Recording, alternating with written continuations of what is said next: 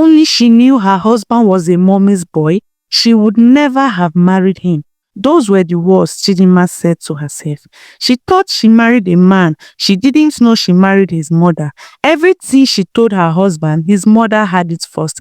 This marriage had 3 people inside. It and one was too many. She didn't leave because he cheated. She left because he talked.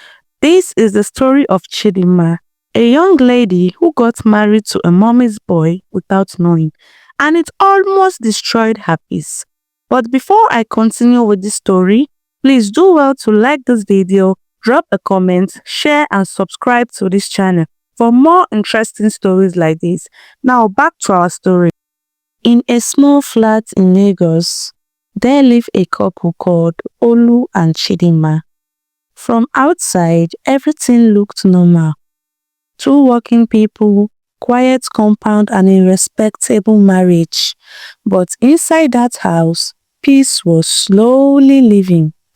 Not because there was another woman, not because there was abuse, and not because of poverty, but because there was too much talking.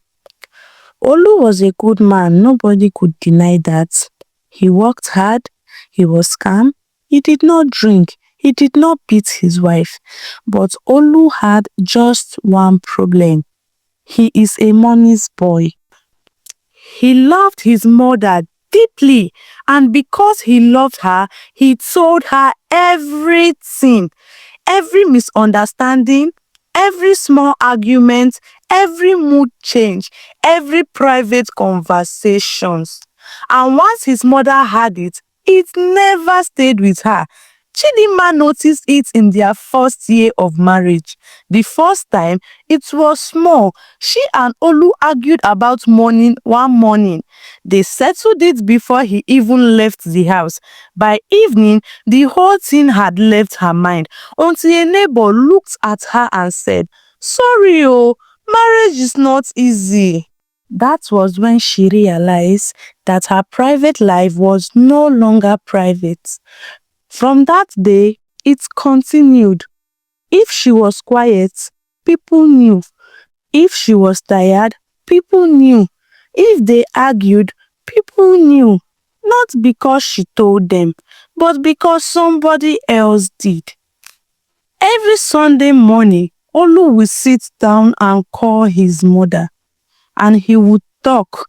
He would explain. He would report. He would open their home like a book. And slowly, Chidinma began to close. She stopped talking too much. She stopped explaining herself. She stopped complaining because she knew that whenever she spoke to her husband, his mother would hear it. And after his mother heard it, the world would hear it. Soon, she began to hear her own life from strangers in the salon, in the market, in the compound. People she did not even know were judging her.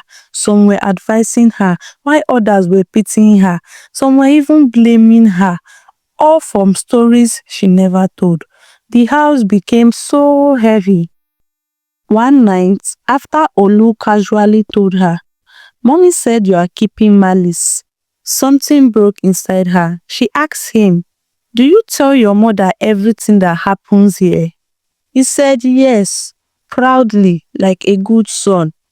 That night, Chidinma cried quietly, not because she hated her husband, but because she was tired. Tired of being discussed, tired of being misunderstood, tired of having no safe space. Then one day, her body joined the protest. Stress sent her to the hospital. Nothing serious, but serious enough. And before she even rested, her phone started ringing. People were calling her. Some were messaging her, and some people were even praying for her. She understood immediately. He has told his mother, and his mother has told the world.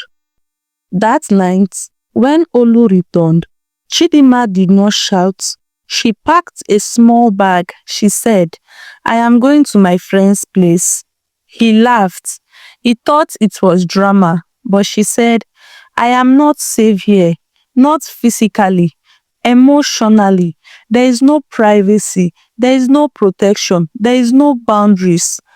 And she left. For the first time, Olu felt the silence. Not the normal quiet, the heavy one.